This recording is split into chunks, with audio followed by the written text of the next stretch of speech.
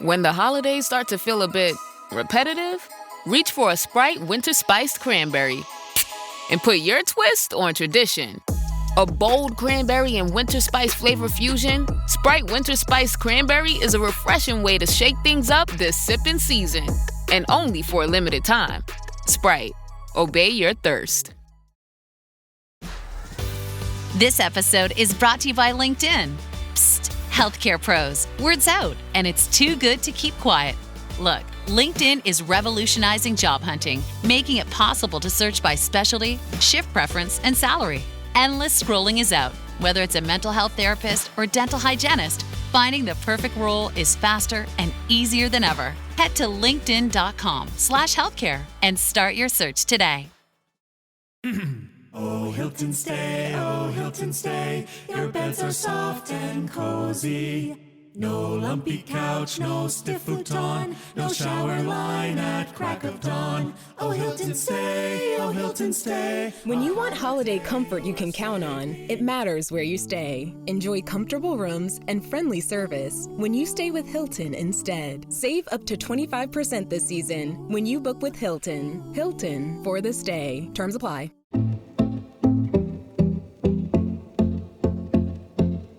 The 100 metres final, the 1500 metres, the mile, the multi-sport events, decathlon and heptathlon, javelin, long jump. I could reel off a story or memory from Great Britain and Northern Ireland or from around the world for any of these amazing disciplines in a sport that I absolutely love and adore. And we're pretty sure if you're listening to this podcast, you probably do too. I'm Michael. And I'm John, and this is Great British Bosses from Anything But Footy. And like Michael, athletics is one of my favourite Olympic and Paralympic sports. It's the thing many of us think of when we talk about the games, as Michael listed there. But can you imagine working in it, being in overall charge of the performance of the highly talented individuals? Surely it is dream job territory. Hello, my name's Paula Dunn and I'm the Performance Director for UK Athletics.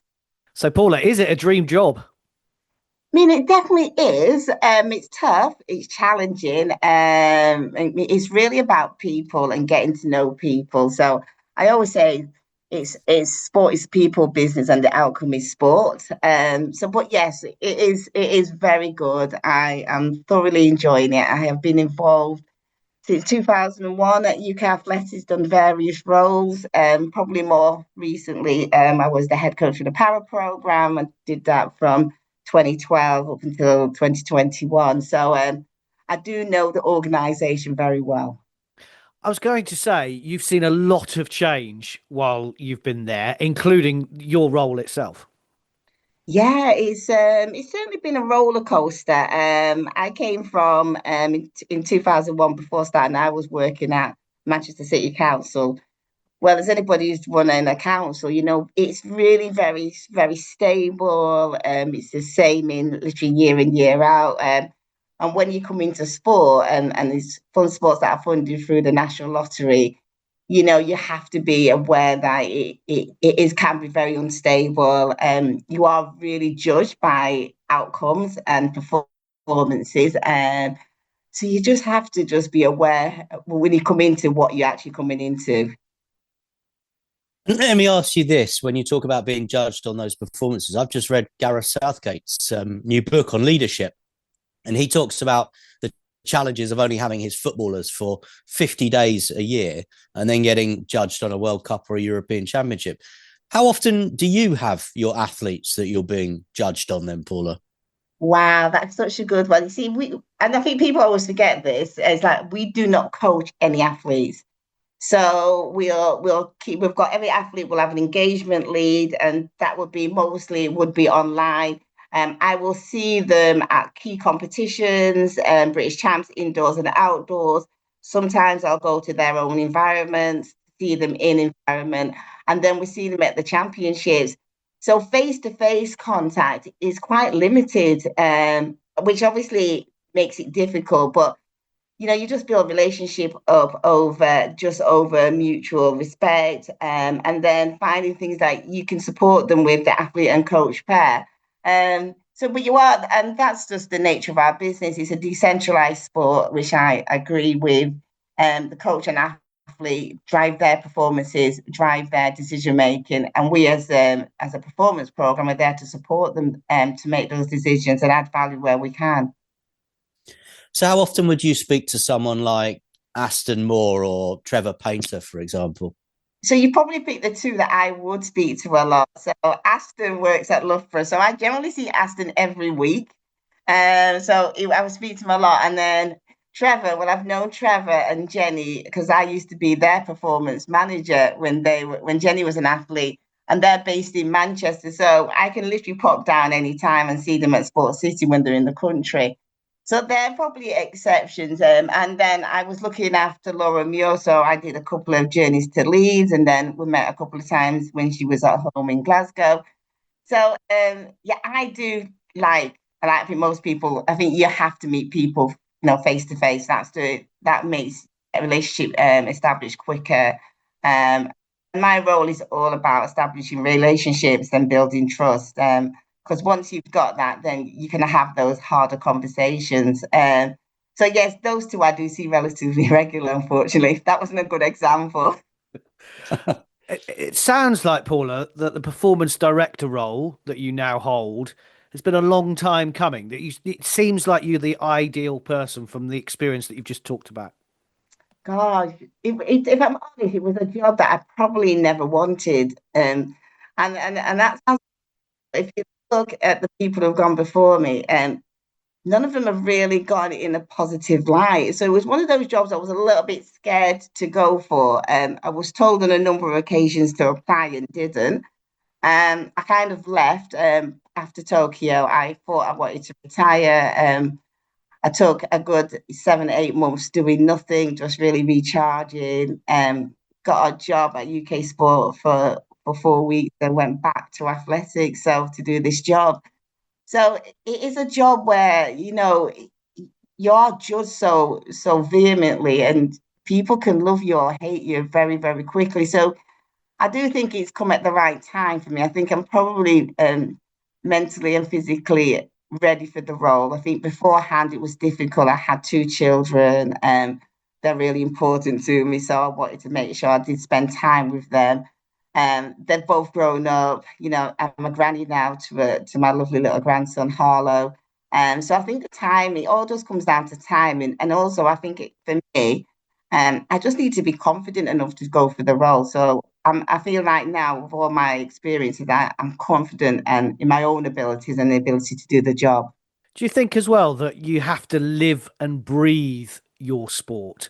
And you talked about you took some time away after an amazing success as the para athletics head coach at UK Athletics, but you've come back. You see Seb Coe doing what he's done and obviously now running World Athletics. But do you think that, and Jack Buckner's come in as CEO of UK Athletics and done an amazing job, having, of course, been a former athlete as well. Do you think you guys have to live and breathe it? I hate to say it, but you do. You really do. You have to understand the sport. You have to understand all the minutiae. You have to understand the clubs. And I've been through that system. I was an athlete in the club. I then went to voluntary coaching. There was no lottery sport when I was an athlete. So I had to work and manage and balance that, my work and my athletics.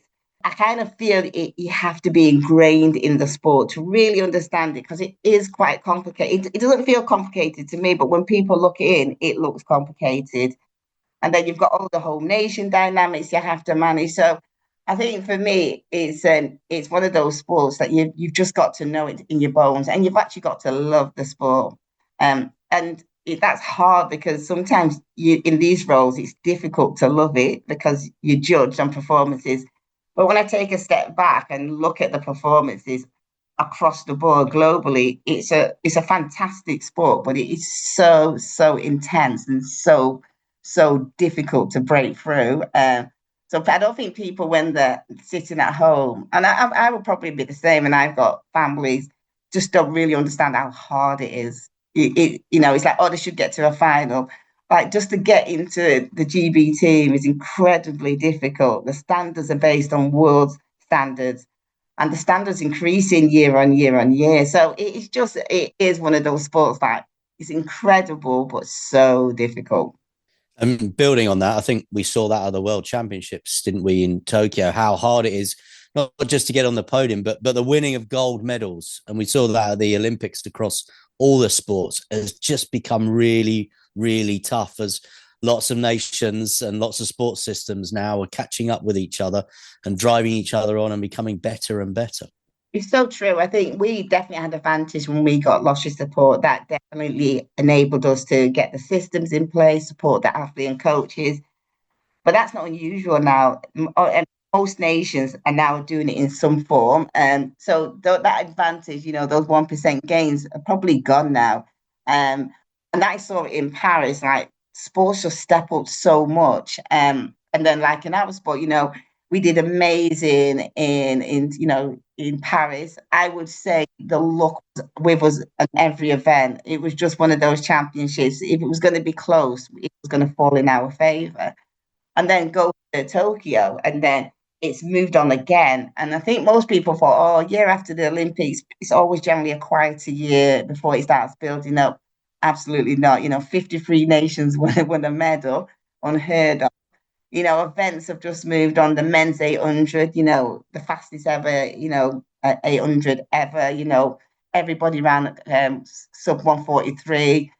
Keely's event, amazing. She did amazing. She had a very, very difficult season. And that time she ran would have generally won any other world championship. So, and that which was an amazing bronze, and one that I am supremely proud of, because I know exactly how hard that was to get to the start and then being ill going into a race. And she's people forget she's 23 years old. She's such a young person to manage all that and to do what she did was an amazing. And then Georgia from the same training group. But the event in that 800, everybody ran quicker than 157.5. And then we saw the craziness of the 400s, people doing 43, 4 or 5 in semi-final. So I think we are, people said, what did you take away? And I was like, I've just taken away, there's no easy years. I think for us, we were really pleased how we stacked up individually. Getting 5 individual medals was probably one of our best performances. Finishing 4th on the medals and the placings table. But, the relays, obviously, that was disappointing. It's very, very fine margins now between success and failure. So we've just had to, regather. We've done lots of debriefs and reviews.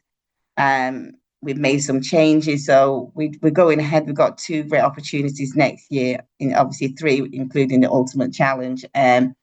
So, I think for us, it's a good reminder for everybody that the sport never stands still. And, in Paris in 2024, we had one of our best Olympics ever. And then 2025, we get a little bit of a slap and, this is where you are, which is good. Individually, I'm supremely proud that those guys did it. I mean, this is no excuse, but Tokyo was tough. It was a tough championship. Tough environment to compete in. The logistics made it even tougher, just trying to get around, from the warm-up track to the competition track. So, but, other nations managed it better than us, and we have to take that on board. So we have been very open. Our debrief was really frank, and we've had, conversation with coaches and athletes, how we are going to make sure we bounce back next year. So we're under no illusion. This sport is tough and it's only going to get tougher. And what can you tell us now with a little bit of time passing from Paris, where you won a medal in every relay event, to then obviously, as you mentioned there, no medals in the relays this time. With that bit of time that we've had since the event, what can you tell us about what you are doing, what you've done, the changes that you're going to make there? I think the first thing is I don't think we make sweeping changes, because I don't think you do really well one year and everything's great and then everything's bad the next year. I think we have to be realistic. The relays are made up of individual athletes. And so if individual athletes are 1% off their best, that has an impact on the relay. So every relay, there's probably a different reason. The men's sport not getting the baton around, that was really disappointing, because they were looking really, really good in training. But, it's really easy to say, actually delivering a relay and a world-class relay is a really technical and complicated system, but we need to make sure we are back on that podium and making sure we get the baton around, because that's the first thing. The women's sprint, fourth, disappointing. They wanted more. There was some technical problems with some of the changeovers, and at that level, again, you get penalised for mistakes, and you can't make any mistakes on that one. The 4x4, well, and we lost Matt. The mixed relays, I actually think we probably made a mistake in some of our lineup, and I think that again was, the difference between third and fifth was less than a tenth of a second. So we've literally gone away and did a very critical analysis of everything, looked at all the times, the splits, what everybody else is doing, where did we stack up? And we have made some internal changes, i.e., we're going to do more training sessions together as a program. We're going to do more monitoring of the athletes. They're going to do regular check-in days, monthly check-in days for the relay funded athletes. So yeah, we've probably it's probably been a bit of an eye opener, but I was always say it's good it happens now in 25 rather than 27, because in 25 we can do something to rectify some of those areas. 27 is generally too late. So I feel like all the things we're putting in place would give us more positive outcomes in those relays. I would say, do I think we're gonna the reason why it was exceptional is that no nation did that, and we do that again, it's going to be really, really difficult. We have to be very realistic that to come away with a full hand of relay medals. And I would say it's quite funny, because at the time, I don't think anybody really, really appreciated that. I saw lots of comments, it was only a relay medal. There's negativity regarding relay medals, and the fact that we didn't get any, the level of noise was amazing, considering a year later people were a bit dismissive, and all of a sudden, there was a little bit of a tsunami against athletes and coaches, which I just don't particularly like. I just don't think that's helpful. It's not helpful, because they are young people and words hurt, and so I'm certainly not going to be one to join in on that. So yeah, we've looked at everything and we know where the errors are. So we're just going to have to take it and make sure we implement those changes so that we can be in a better position next year and moving forward. One more question, Paula, on the relay, because you're absolutely right. There are some people who say that the relays are just relays and they're the end of an event and etc. And it doesn't matter as much as an individual, which I never agreed with.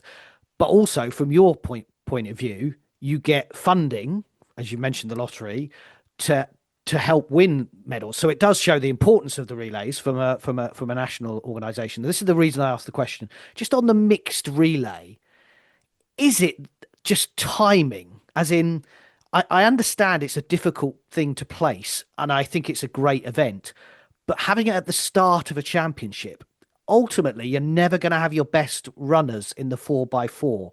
And is that going to be the case in the Olympics when we have the mixed 4x1 coming in LA? What's your view? Timing. Do you know what? You just don't want to say, oh, it's because it's impacting, because obviously it's the same for everybody else. But some nations have greater depth of athletes that they can pick from. If we ever want to win it, we would definitely need our best 400-meter athletes in there. Would I jeopardize a Matt Hudson-Smith's potential individual medal for a relay medal? I couldn't do that. He's individually funded, and that's his priority. So yeah, it's a conundrum for every nation to face. I think we will be very more focused on saying to athletes, where is your best chance of succeeding? And given that, so you can walk out of here with an Olympic medal, or you could potentially be talking about getting to a final. So where's your biggest opportunity to make an impact? And so that's the conversations we'll be having nearer the time. But yeah, it just gets more and more complicated.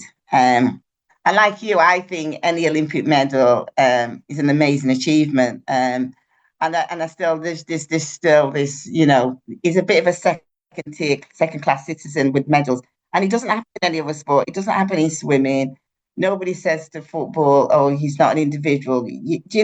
So it is just for our sport, and I think it's definitely getting better because I think people are seeing it and valuing it. But yeah, we have definitely got some way to go before people actually judge them equally. But in terms of funding, they are judged exactly the same. An individual medal or relay medal, it's medal ultimately that counts. So we are aware and we know what we're funded to do.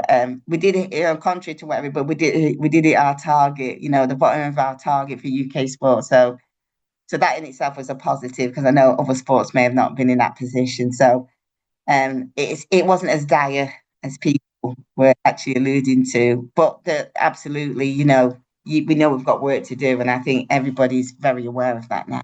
We're talking to Paula Dunn, Performance Director at UK Athletics. This episode is brought to you by McAfee. Yes! Playoff tickets! Just need to click here and... Wait, what? Fake site? Good thing McAfee threw the red flag.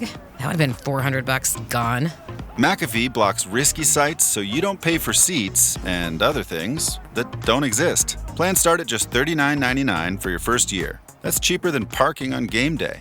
Learn more at McAfee.com/online protection. REI Co-op presents a perfect outdoor moment with the perfect gift. Picture this. You're ripping with your favorite person. Bluebird skies, blower powder, and frankly, you're skiing like legends. So sick. Another lap? Thanks to REI's curation, from lid to sticks, you nailed the gift. No way. How'd you know? Does it get more perfect than that? Give without guessing. Shop in store or visit rei.com.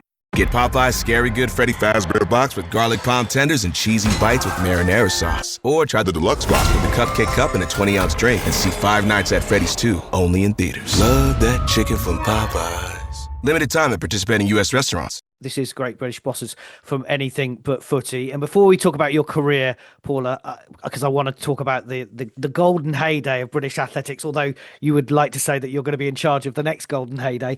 Talking of which, we've got, you said the World Championships we had last year or this year. We've now got the Ultimate Championships coming up at the end of next summer, after a Commonwealth Games and after a British European Athletics Championships. I can't believe we've never staged it before. I know, it seems really weird. And then I was thinking, oh, we have, but those were actually Europe Cups we staged in the past. So no, this is really exciting. Everybody's excited to compete at home. We're really looking forward to it. Yeah, it's going to be too. We've got Commonwealth Games for some of the whole nation athletes. That will be a key target. And then for the majority of athletes, it's going to be Europeans is where they want to shine on that stage. So let's rewind a little bit and talk about your career, Paula. And you were obviously, as we know, an athlete yourself. So when you're dealing with these athletes, you can take that athlete perspective with you. Literally, I can't remember doing it. It's such a long time ago. Everybody says, do you remember? Like, people send me pictures and I go, I don't even know where that was. So obviously I was an athlete. It was a long time, over 30 years ago. And young people are different. So what I experienced, it literally doesn't cross over. So yes, it was track and field. Yes, I was a sprinter. But the understanding of what the manage now, there was no social media, there was no lottery support. And lottery is amazing, but also it brings its own issues, people on lottery support, having to work. But I say to everybody, this is a new thing, really. For 100 a year before, and everybody worked and trained and competed, and that was our reality. So yeah, it's such a long time ago, but yeah, I think I still can remember it, and yeah, it is nice that you've got some common hooks, like the training session. If somebody says a trainer, I actually remember doing that session, so that's really good as well. But yeah, I think it definitely for me, I think it's helped me be a better PD because I've done some of the stuff that they've done. I didn't win Olympic medals, but I understand. I've been to Olympic Games. I understand some of the trepidation.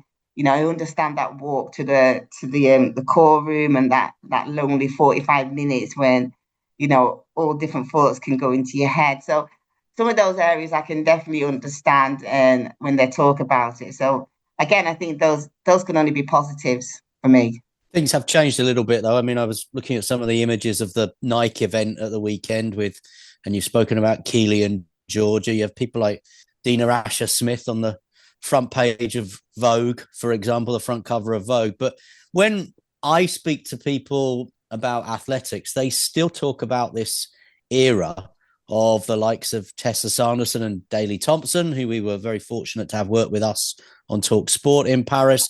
They talk about Sally Gunnell and Linford Christie, and they talk about Roger Black, and they talk about relays with Chris Akabusi. There is still this terrific affection for those names and that era in your sport, isn't there? And it is, and when I was there, and I think it was just because there was less sport available and it was on TV. Now we've got multiple sports going on and everybody's fighting for those athletes and that attention. And I think for us, we just had this really golden period of finding these athletes who just struck a chord and still involved and still well known today. And like you say, I think it was because there was less sport. There was only 3 channels, so people ended up watching one of those channels where athletics was one of them. So yeah, I do think the media and the spotlight was on us, and so I think that's where they became bigger, bigger, and obviously they won Olympic goals, which is always amazing. And they became big stars outside of the sport. So I just think that life was very different then, 30, 40 years ago when those guys were racing. And now it's probably quite congested. And also, if you look back, we weren't winning loads of medals across all the sports. So it's not like now we'll come on with 60 gold medalists. And then people struggle to know who they are. But at that time, we were probably coming on handful of gold medalists or a handful of medals full stop. So people then were really zoned in and focused on all those individuals, and fortunately for us, a lot of them were athletics. So I think there's a multiple reasons why it happened, but good for us, and because that's exactly where we wanted to be. We want to be front and center, especially when you come to Olympic sports, that people still say athletics is the key one. Absolutely. Now, Paula, you are 5-time Commonwealth medalist and a European medalist as well. And as I mentioned, those events coming up in 2026. With the Commonwealth Games in Glasgow, and thank goodness Glasgow have stepped in, because I don't think the Commonwealth movement, games-wise, would be in the position it is, with India about to be confirmed tomorrow as when we record as the next host. But I wonder, I think you set your personal best in Victoria in 1994. And I wonder, actually, with all these home Commonwealth Games that we've had, which has been great, actually, isn't it nice to go and compete in other countries? And the fact that we won't have an Australia or New Zealand host that some of our athletes won't have competed in those places. Yeah, I just, for us at that time, I mean, athletes now, with the permit and the Diamond League and other competitions, travel all the time. Lower level athletes, international athletes do have the opportunity to go overseas now a lot more. But yeah, I loved it. For us, it was like a massive big adventure. There's only no other time I was going to go to Victoria or New Zealand unless I was with the Commonwealth Games, or if there was an Olympic Games there. So, they just kind of added, it was still really, really important athletically to do the Commonwealth Games. It still held a lot of credence, the Caribbean nations always competed in it with their best athletes, the same with the African nations with their best athletes. And it's probably become less and less important to some other nations with World Athletics having a bigger and more diverse program. But yeah, when I was competing, it was still, Kathy Freeman was doing it, who went on to win the Olympic Games. So it was still a really important and key competition. And for me, I just think it was one of those events where you get very, very limited opportunity to do a multi-sport event. So outside the Olympic Games, you're really only talking the Commonwealth Games. And so, there's going to be, guys from judo, there's going to be netballers, and you just don't get that opportunity. So for me, it was really, really important. And I know it was for a lot of athletes. So it would be sad if it did decide, after India, there was nobody, because I still think it's a really important stepping stone for a lot of athletes to go on to the bigger and, the harder events. I mentioned your experience earlier, Paula. You've got a vast amount, and obviously a huge success with your role as the para athletics head coach at UK Athletics. Para sport in this country, I think we all sit there and go, well, it changed from 2012. But actually, let's not look for that far back. It's still changing now, and it's getting better and better, isn't it? Oh gosh, yeah. Like I thought 2012 was it, and then I went to Rio, and then went to Tokyo, and I've just watched Delhi, and it is just getting harder and harder, and getting more globalized, which is absolutely amazing, because those athletes are athletes first. I used to always say that athletes with a disability, but you've got to be an athlete, definitely in para athletics to succeed. We've got guys with visual impairment doing 10-4. These are good national, times that they're posting with a disability. So yeah, I loved when I worked, and it was one of those events where it just moved. I mean, I thought world champs moved for us, but Delhi again for the para worlds moved again. So it's just getting harder and harder, more and more competitive. And unfortunately, we're keeping track with it still. We're still delivering on that para athletics landscape, which is really good. We know it's getting more and more competitive. But again, as I say, we're still keeping pace, which is the positive thing. On that, how do you feel, firstly, para athletics, and then athletics in general does in terms of getting the right kind of coverage globally in terms of broadcast deals and things like that? I mean, we'd always want more, definitely. For us, we're back on the BBC, which is huge. Para athletics, it's one of those bugbears, because I so think people really, really get it. And I think once you see it, you understand, and then you can see these are athletes. And so we definitely need to do more. We definitely need to shine a light on those guys. 2012 shows what could happen, with Channel 4 and what they did and how they could break it down so it was understandable. When I went into London Stadium, and there was 60,000 people day in, day out for every set, I couldn't believe it. Then it went a little bit down for Rio, but again, there's still really good crowd. Obviously, Tokyo, it was a close games. So yeah, I think definitely both sides of the sport need more media coverage, because we need to start. For us, it's all about those role models. It's like creating interest, from those young people, and it's all about seeing somebody that looks like them doing well on that global stage. If I remember watching when I was a kid, I'd watch these great athletes running, and I'd be like, wow, that's amazing. I remember watching Daley Thompson on TV, and you got people who look like you, and that's so important. You've got to have, otherwise you think it's so far away. So for me, people who look like them, creating really, really positive role models, getting interest from people on that the grassroots levels is key to making sure we keep sustaining our sport and get a really robust pathway from right through grassroots, right through to that international stage. So yeah, it's key that we still remain on TV, and not just every 4 years, but in between. We've got to be seen constantly for people to really recognise it's a world-class sport outside of the Olympic Games. And bigger picture, I mean, we've seen the Grand Slam track, Michael Johnson's innovation. On this very podcast, John Ridgen floated the idea of a takeoff zone for long jump. When you sit there at your desk as performance director at UK Athletics, do you think stop tinkering with the sport, or do you think to yourself, we do need to continue to innovate, whether that's evolution, not necessarily revolution?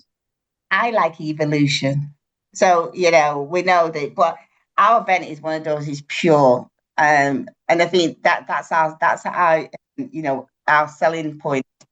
Everybody from school, right, to remember doing 100 meters, remember doing a shot, remember that high jump. And I know you've got to keep it evolving. And I think we are.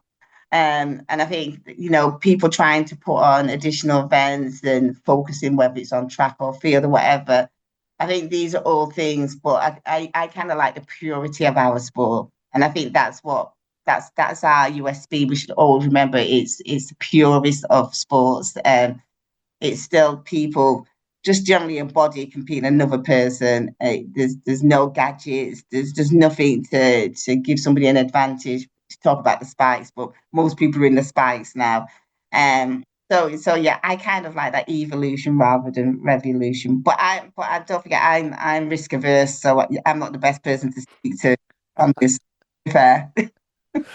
Final two questions then from me, and we'll wrap this up, Paula, because it's brilliant. But one of them is around Keely Hodgkinson. You mentioned her right at the start about what a triumph it was, that bronze medal in the World Championships. She has the potential, doesn't she, to be as well known in this country as the people we were talking about earlier, your Linford Christies and your Sally Gunnells. Definitely, she's young. So that's a big thing. She has a great social media. She's gorgeous looking, super talented, normal, and you're still your girl next door. And she's already proven that, winning sports personality, she's transcending from athletics to become, a sports icon in her own right. And she's only 23 years old. So I think absolutely she could definitely transcend and become one of those stars of the future outside of the sport. She could be your next Jess Ennis, your next, Denise Lewis. She's got all the potential to do that. So absolutely. And I think you mentioned your grandson. When you sit down when he's a bit older, and you say, and he says, "Grandma, what did you do?" or "Granny, what did you do?" What are you going to look back on? Are you going to talk about your PB in Victoria in '94, your 5 Commonwealth medals, or are you going to talk about your para athletics success, or are you going to talk about maybe someone you identified when you were the talent identification for UK athletics? What's the first thing you're going to say about your career? Good question. What am I going to say? I'm a granny, by the way. Do you know what? I always go back to, I go back to stories, like something that's happened, and it's generally not related to a medal. It's just a reminder that something happened, and this is what happened. So I'm just trying to think what I would tell him, because obviously he's only 2, and so my son was saying, "Oh, Granny's in Tokyo," and he was like, and he was watching the screen because he literally thought he could see me. And then when he saw me, he was like, "I'm so upset I didn't see you, Granny." And so I had to then take a video and put me in a selfie so he could see it. So I think I would always go back to stories, of like fun things that happened, from when I was an athlete, from when I was coaching, and to when I went to, Para Games and Olympic Games. Yeah, but probably, like, I think for me, one of the standout ones was, and this is when I was made the head coach of the para program. We just had this amazing 2012. And then I was given the role, and it was said we had to get one more medal. That was the thing. We were going to be the first nation to have a more successful games. And I was like, "Oh, that's so crazy. Why have we done this to ourselves?" And I worked really, really hard, and we got to Rio, and we did better than we did in London, which was amazing on the outside. But when I came back, but behind the scenes, it wasn't great. I thought I was being a really good leader, but I was just micromanaging. So because I didn't trust anybody, and I was so scared of failing because, first of all, I was told I was the first Black person, then I was the first woman, and I was like, I'm so scared of failing. So I just never enjoyed anything between 2012 to 2016. I just didn't enjoy it. It was more relief. And so I came home, and I was just thought, "Oh, this is not for me. I'm not cut out for this," because, like, I was managing so many things behind the scenes, but it was brilliant on the track, but I just didn't enjoy it. And then my CEO, the CEO at the time, Niels de Vos, sat me down, and I was like, "I don't think I'm cut out for it." And we had this really deep conversation. I had a conversation with my boss, who's no longer here, Neil Black, and he was like, "What would you do different?" And I went through all these things that I would do different, on reflection, and I then put them in place. And so between Rio and Tokyo, I had the best journey ever. And despite COVID, despite all these other challenges, I went to Tokyo and I didn't even need to be there because the team was so good. The staff knew exactly what they wanted to do, needed to do. They were really supportive. So everything I thought I wanted to do in Rio, which I didn't do because I was so scared, I put it all in place. And so in Tokyo, when we came back, everybody was stressed and was like, that was the best games ever for us because everybody knew what they would do. I trusted everybody. They trusted me. I empowered them to do the jobs. And that to me that was my first time. And I thought, I feel like I've led that really well. I'm a good leader. So I decided to leave because I thought, leave while you've got it right. Don't stay because it can only go wrong and then end up coming back. So for me, it's kind of those stories. What have I learned about me as a person, me as trying to be a leader? Because nobody teaches you these things. You just kind of rock up in these positions and everybody's looking at you. So I think I would tell them about all the adversities, all the things I did wrong, all the knocks, the criticism, but like had that ability to keep moving forward and do that hard thing, which is really difficult, but to look yourself in the mirror and say, what did I do wrong and how can I be better? So I kind of would probably tell them things like, what have I learned about me as a person?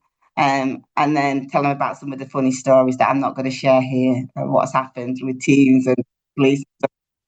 But that's for me and him. But yeah, I think probably the biggest one is like, what have I learned about me as a person, me as a leader? Because I'm not special. I'm just very normal. My background's very normal. There's nothing special about me. And so I think that's good because I think then people understand that and they think if Paula can do it, then a lot of people will be able to do it because literally this is just me. And there's nothing, I'm not super bright. I've had to work really hard for things. I had a very normal working class background. So there was nothing special to say. So if I can do it and learn, I think then that's a really good message that other people can do it as well. Just crossing out this question about asking for some funny stories about what's happened on camps in the past. But anyway, Paula Dunn, Performance Director at UK Athletics. Thank you for speaking to Great British Bosses from Anything But Footy. Thank you very much.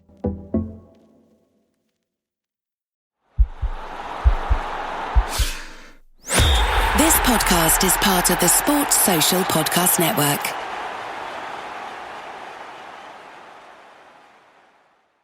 Hey, Ryan Reynolds here.